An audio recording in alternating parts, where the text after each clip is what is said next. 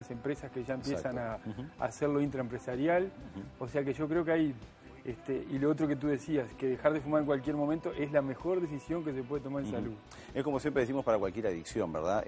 Hay que reconocer, primero identificar el problema, reconocer que lo tenemos y bueno, tener la motivación de cambio, digo, para llevar adelante una vida mejor. Nosotros tenemos la suerte de tener cada vez más gente que intenta dejar de fumar, más pacientes que vienen derivados por otras especialistas, y siempre se quedan cuando llegan a la policlínica, se quedan con la sensación de que es más fácil de lo que parecía. De lo que imaginaban. Y hay que dar el primer paso. En el proceso, esto es un camino, un proceso. En el proceso y en el camino se puede ir dejando de fumar sin que la vida se nos haga demasiado complicada. Hay un montón de enfermedades que se llaman enfermedades tabaco dependientes, nos llevaría mucho tiempo hablar de ellas, pero en definitiva nosotros los médicos también somos responsables en la consulta de insistir en el tema. A veces sabemos que una persona fuma y bueno, y en cada consulta siempre hay que dedicar unos minutos, ¿verdad?, para indagar sobre el tema, indagar a ver si hay motivación o no para dejar de fumar e informar a los pacientes al respecto. Me gustaría arrancar con la parte cardiovascular. Sí, o sea, obviamente hay efectos a corto plazo, mediano plazo y largo plazo. Estamos con un cardiólogo. Está genial. Mejor. No, pero ¿sabes qué? Me parece muy bueno, Miguel, porque siempre se hace especial énfasis en lo respiratorio, que yo creo que está bárbaro, pero se habla poco de la parte cardiovascular. Y tal vez lo más importante a decir es que la mayoría de las enfermedades cardiovasculares, por no decir todas, el cigarro tiene una incidencia muy directa, por lo que afecta más que nada a la arteria. Se habla de un 20% de menores de 65 años, que es una cifra tiene importante. ya patología. Es más, nosotros cuando investigamos un dolor precordial, un dolor en el pecho, siempre si no es fumador, respiramos más tranquilos. Si tenemos antecedentes de cigarro, ya lo miramos puede estar haciendo algún evento.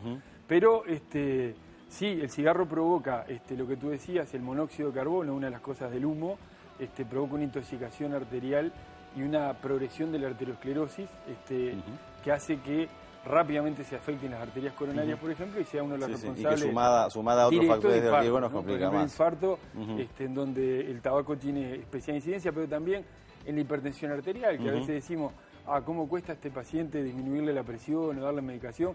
Dejando de fumar nosotros reducimos en 2 o 3 puntos la presión. Ya la presión, ¿verdad?, sube.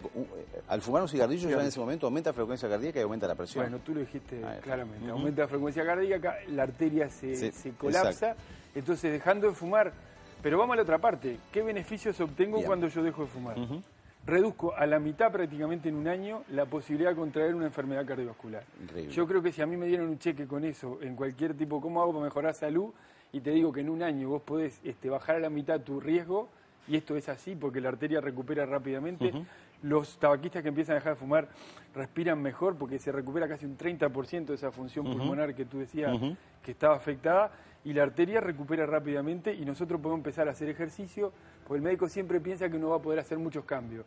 La gente hace 1 o 2 cambios básicos. Si en eso incorporamos dejar de fumar, incorporar un poco de ejercicio, que son las cosas que le proponemos a veces a la gente que viene, yo creo que es un cambio sustancial en la vida. En lo cardiovascular, como tú decías, mejora el infarto, mejora la posibilidad de contraer accidentes vasculares, la presión arterial, las arritmias también tienen una responsabilidad del cigarro, en toda enfermedad que piden. Muchas. Vamos al oncológico rápidamente porque se nos va el tiempo. Bueno, en todo responsable de muchos cánceres. Bueno, más que nada la combustión de papel provoca cáncer hasta en los lugares más inverosímiles. En el cáncer de cuello de útero, los ginecólogos están derivando muchos pacientes, en el de próstata, en lugares mama, donde... vejiga, esófago... O sea, si vos decís cuál es el cáncer más frecuente en hombres, te va a aparecer... Bueno, ni que hablar de pulmón. Obviamente estamos en el pulmón, claro. Ni que hablar de pulmón que todo el mundo, pero eso yo creo que es conocido. Pero lo no conocido también. La gente dice, pero dejo de fumar, igual mi pariente tal dejó de fumar y 5 años después hizo un cáncer de tal tipo. Bueno, pero sepan que año a año va reduciendo la posibilidad de generar cáncer, y eso es muy importante. Y si me lo agarré por allá 5 años después y ya no fumo, nosotros tenemos pacientes que estaban para una operación, por ejemplo, de cuerdas vocales, dejaron de fumar y se beneficiaron de tal manera que desaparecieron las células anormales y no tuvieron ni que ser operados solo con el hecho de dejar de fumar.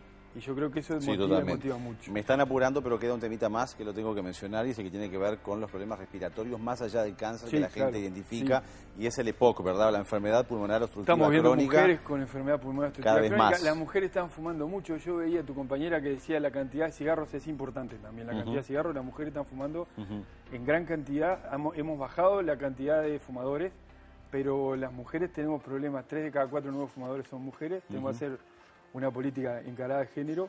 Sí, lo que tú decías, no solo la enfermedad pulmonar obstructiva crónica, sino la posibilidad de bronquitis y de pulmonía, que son alrededor de 4 a 5 veces más grandes, se enferman en invierno. No, y aumentan también las patologías respiratorias en el entorno, sobre todo aquellos que tienen chicos. Vamos por el otro lado. Si yo quiero mejorar en este invierno y enfermarme menos de la gripe, de la bronquitis y de la neumonía, dejo de fumar y me agarro. O contraigo 4 veces menos bronquitis, 5 o 6 veces menos neumonía y respiro mejor. Recupero el olfato, recupero el gusto. Rápido, ¿eh? Ahí está. Nosotros tenemos fumadores de hace 30 o 40 años que fuman y que vienen y que dicen, pero doctor, yo salgo a caminar, respiro, encuentro olores que no encontraba y me encuentro con posibilidades y ya empiezan a demandar actividad física. Esto es así, no es un verso que estamos haciendo, que estamos trabajando en esto, sino que rápidamente se obtienen los beneficios. Perfecto. Y Gustavo, yo creo que eso es lo más importante. Gracias por tu aporte. No, gracias a vos. Bueno, y entonces simplemente el mensaje que ya se dijo anteriormente, digo, hay forma de lograrlo, todas las instituciones privadas, o la mayoría por lo menos, tienen policlínicas destinadas a cesación de tabaquismo también a nivel público y hay acceso fácil a la medicación, así que bueno, a ponerse las pilas, ¿verdad? Y vas a estar con un pionero ahora que es Eduardo Bianco, o sea que lo que vamos dijimos a ahondar nosotros un poquito seguramente más. lo va a decir él. Muchísimas gracias. No, gracias a ti. Vamos a un resumen de algunos aspectos que hemos hablado, ya volvemos. El tabaquismo es una enfermedad crónica que se caracteriza por ser una drogodependencia. La nicotina, principio activo del tabaco, es una droga adictiva y como tal tiene las características de otras drogas: tolerancia, dependencia física y psicológica. La adicción a la nicotina obliga a los fumadores a mantener el consumo de tabaco y de esta forma suprimir o evitar los síntomas derivados del descenso de los niveles de nicotina en el organismo. Esto genera que las personas pierden la libertad de decidir y se vean obligadas a mantener y aumentar progresivamente su consumo. El humo que respiran los fumadores activos y pasivos contiene más de 4.000 sustancias con propiedades tóxicas, irritantes y cancerígenas, que van produciendo un efecto acumulativo que conduce a distintas enfermedades, principalmente cardiovasculares, oncológicas y respiratorias. Algunas de ellas, las menos graves, se pueden presentar tempranamente. Las más graves toman tiempo y se manifiestan después de 10 a 15 años de estar fumando. Lo importante es que muchas de estas situaciones se pueden revertir si se toma a tiempo la decisión de dejar la adicción. Nuestro país se ha convertido en el primer país de América Latina en tener una legislación integral contra el tabaco, que le ha valido muchos reconocimientos internacionales.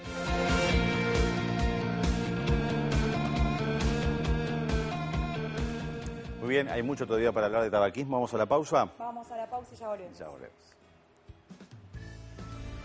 Doctor en Casa es una presentación exclusiva de Asociación Española, primera en salud.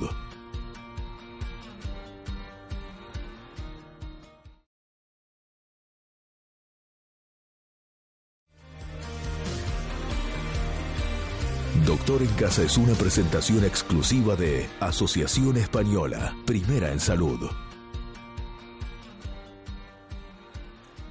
Seguimos hablando de tabaquismo y vale la pena destacar que Uruguay se ha convertido en el primer país de América Latina en tener una legislación integral contra el tabaco, que obviamente le ha valido muchos reconocimientos, entre ellos el de la Organización Mundial de la Salud, que específicamente dice que es el país con el mayor grado de compromiso y acatamiento a lo estipulado en el convenio marco del control del tabaco. Hoy en nuestro país, como ustedes ya saben, no hay cartelería alusiva a cigarrillos, no hay publicidad ni en radio, en televisión, las cajillas están identificadas de determinada manera con una foto que realmente asustan a no fumar, y ya no se fuma en lugares cerrados, tanto públicos como privados, por lo menos en la mayoría de los casos. Hay algunos que igual siguen arriesgándose a hacer lo que no corresponde. Y todo esto como resultado del compromiso del doctor Tabaré Vázquez durante su presidencia y el surgimiento de lo que es la ley 18.256, que hemos resumido algunos aspectos que nos parecieron interesantes para destacar.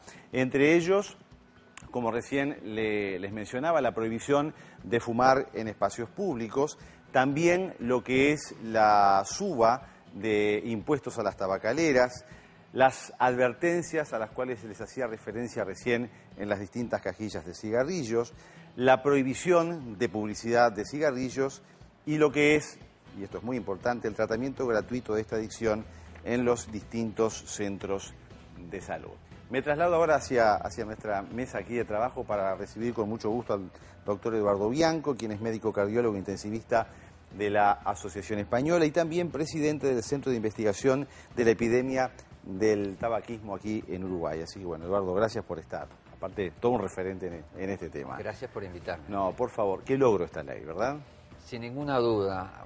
Fue todo un proceso porque, bueno, se comenzó con el decreto que después se transformó en una ley y es el resultado de una política de Estado, una verdadera política de Estado y que recoge los contenidos del primer Tratado Mundial de Salud Pública, que es el Convenio Marco para el Control del Tabaco, que fue acordado por consenso por 192 países luego de 3 años de intensas discusiones. O sea, Uruguay tenía que aplicar, al ratificar en la presidencia de Valle, el Parlamento, este convenio, Uruguay tenía que ratificarlo. Y lo ha hecho de muy buena forma.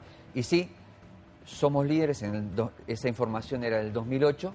Hoy hay países que en algunos aspectos nos han mejorado, nos han superado. Pero seguimos siendo líderes. Hoy al comienzo hablábamos de un montón de sustancias que mostrábamos, perdón, acá, pero digo, omití especialmente una que es la nicotina, que es la que generalmente la gente más identifica. Y me gustaría en primer término, concretamente, tocar contigo lo que es dependencia física y dependencia psicológica del tabaco. El tema es el siguiente. La nicotina es un alcaloide vegetal que tiene, como tú decías, una alta capacidad adictiva. El ingreso de la nicotina al cerebro provoca rápidamente cambios estructurales y funcionales con un aumento de la cantidad de receptores cerebrales. Eso determina que en poco tiempo la persona que se expuso, el joven en general que se expuso, empiece a requerir y de eso cada vez más. Primero era 1, después 2, después 5. ¿Y para qué? Para tener más efecto, no, para ir teniendo el mismo efecto. Y ahí se desarrolla la tolerancia.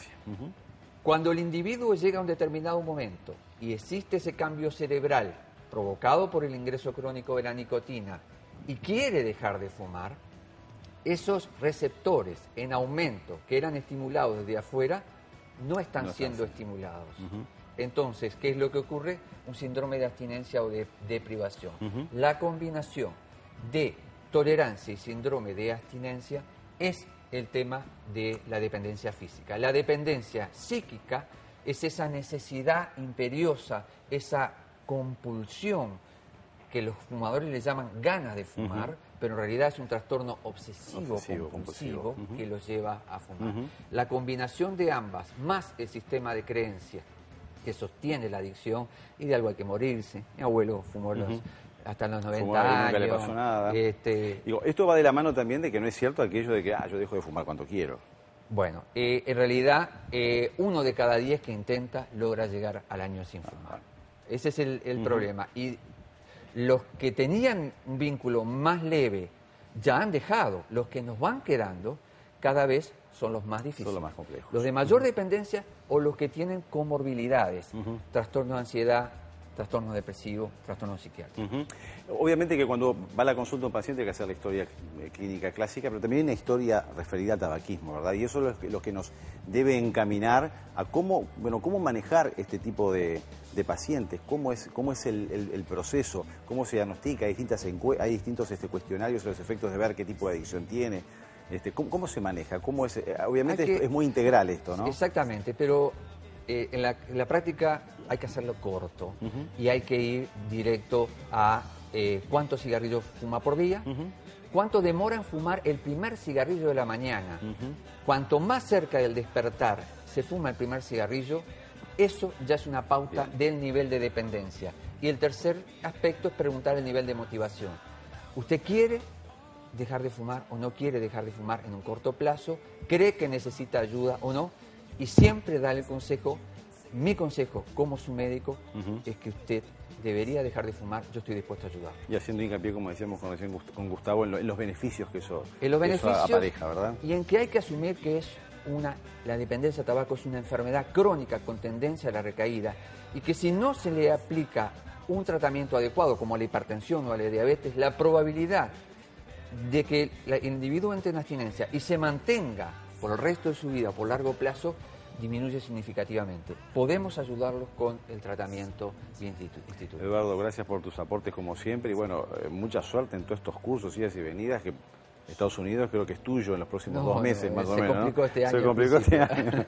Gracias. Bueno, gracias a ti. Nos vamos con Marianela.